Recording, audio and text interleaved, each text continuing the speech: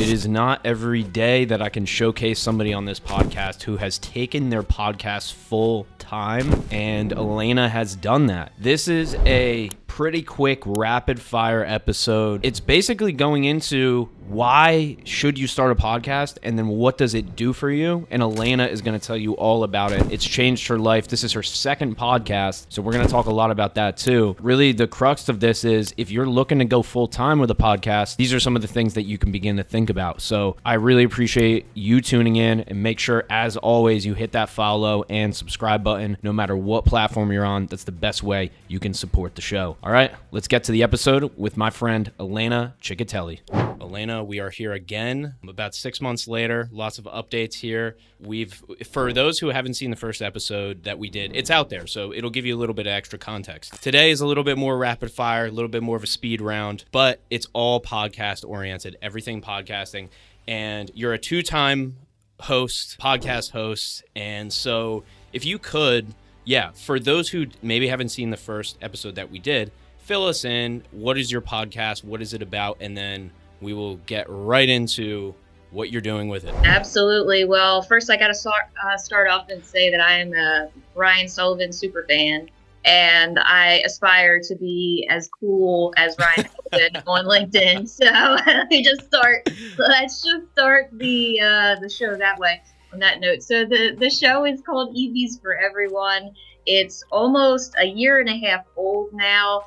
In the last, I would say, 6 to 8 months, the momentum on the show has just exceeded all of my expectations that I had going in as like you said, second time podcaster. I had a little bit of a roadmap ahead of me where I was like, okay, I know I definitely want to do this. I know I definitely don't want to do that. So I had kind of that unfair advantage going into EVs For Everyone. But it is a show for automotive professionals, from the dealership on the retail side all the way to the OEMs, the car manufacturers, to fleets, to software as a service, technology companies, charging, infrastructure. Everybody wants to talk about electric vehicles. There is we're kind of in this moment in time where everyone has an opinion about it.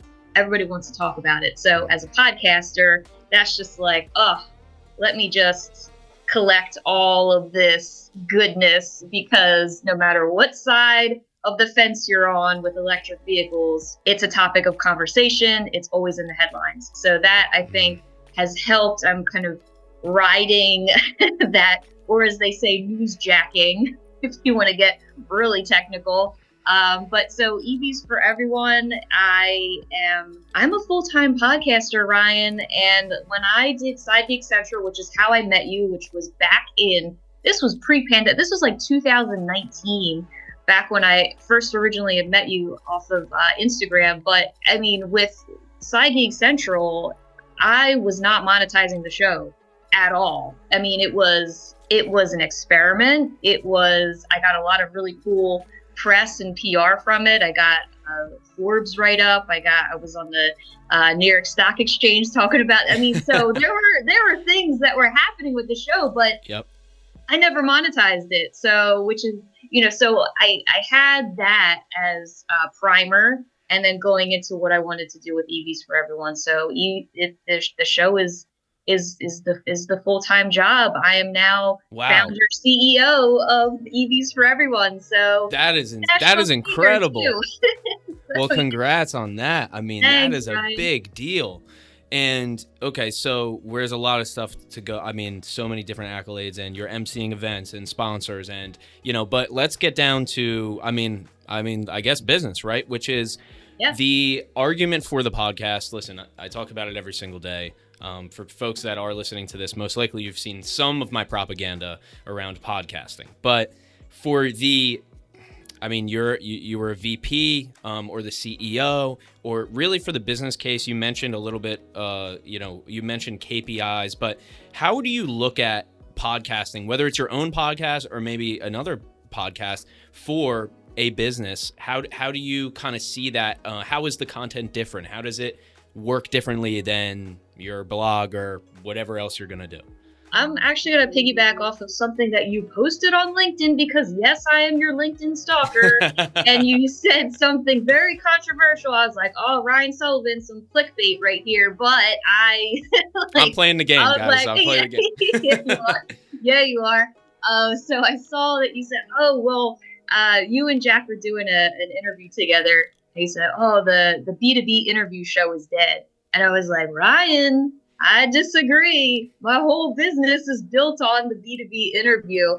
But what you said I thought was interesting, and I definitely do agree with, is you have to have a secret sauce with that B2B interview. There's got to be a different element. There's got to be something, again, thinking of your audience, it's got to be something in for the audience. What are they going to get out of it? And so I've really leaned in hard into co-hosting, and it has changed the trajectory of everything, because co-hosting is so powerful. And if I could leave any one of your followers or your disciples here that, that like loyally follow you, Ryan, I would leave you with this tidbit, and that is collaboration is mission critical. You have to be open-minded to collaborate not only with people in your specific industry. Like, I am very like niche into electric vehicles, right? That's my industry. That's where I live. But obviously, you, Ryan, you reach a wide variety of entrepreneurs and executives. So lean into collaboration with not only like key thought leaders in your industry. I know you hate that word, Ryan, but I'm sorry. I need to put $20 in the swear jar. And then what you need to do is you need to also engage with media, because by the way, when you're a podcaster, you are also media. Have that mind shift, like immediately. You are the media when you're podcasting, but collaborate with New York Times, other blogs that are well respected in your niche. You know, for me, there are, so I'm going to give a shout out to Automotive News. Very well respected, well read publication. I collaborate with the executive editor on multiple episodes. Okay. So that is what you need to pull into your show. And then with the co-hosting piece of it, it's like you're also facilitating relationship building with other people in your industry. You have no idea how valuable and important that is in the perpetual conversation we have with AI. That is irreplaceable. That is your unfair advantage in the marketplace. And I have no secrets left now. Completely, like, I gave you everything. There it is. Yeah, I mean, it's funny because you think about podcasting and, you know, or maybe business owners think about it and they're like, well, it's just an abyss, you know, like, what am I going to do? It's what you said. It's not worrying about the other stuff. Just focus in on, hey, is there a gap here, right? And I say it all the time. Let's look at what we both do, right? It's like there's people that do what I do, right? Who are huge YouTubers, right? Pat Flynn, you know, who knows, a ton of other names, right? And they teach you the 3-step guide to launching your podcast. Their YouTube video gets 700,000 views, right? I don't look at that and go, well, that's it for me, man. Right. Sorry, can't do it.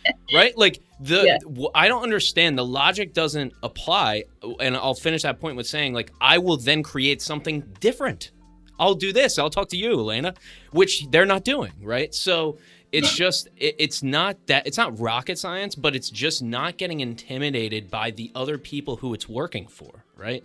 And you did something really special because you looked at this industry, albeit, yes, a niche and rising industry. If you're in marketing, if you're in like newspaper ads, like, okay, maybe it's like, it's not going to happen. Right. But I think in almost any industry, you can find this gap. And like we mentioned, you're a 2-time podcast host, right? Like the first one was for your previous life. This one is for your current life, right? Like, so maybe it's the same thing for content, right? What I wrote down here is the classic quote, like, what got you here won't get you there, right? So sure, you may have been running this business on word of mouth, but guess what? This is the internet.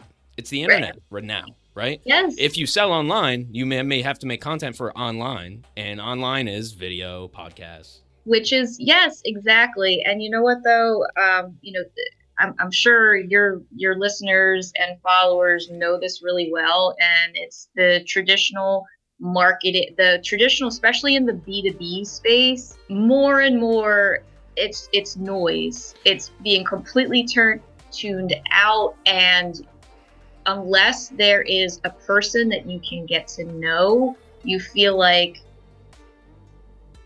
I have Elena in my earbuds and I know what episode that's going to come up is going to be pretty cool because the title was catchy and I read a little bit of the blurb. Like, they get to know you. And on that same note, I go to a ton of conferences, I speak at a lot of conferences, like MC, and people have come up to me in the last conference I went to, Conference of Automotive Remarketing. So many people came up to me and they were like, hey, I wanted to meet you. Like, I listened to, you're in my earbuds, but I'm on the treadmill. And it's like, so back to your point, it's like, well, if you're not going to do it, your competitor is. You want your competitor to be in their earbuds while they're walking on the treadmill?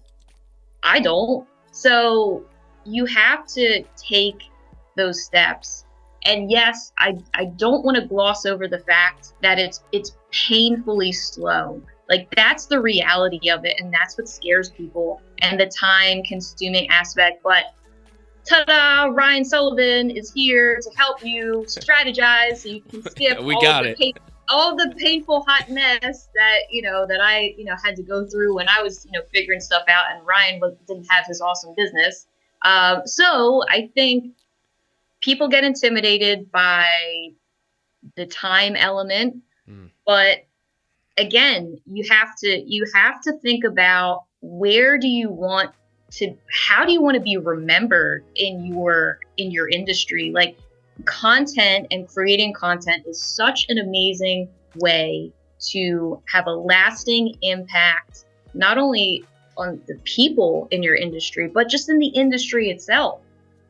It's just an amazing medium, and it's changed my life, Ryan. Like, I cannot oversimplify that part.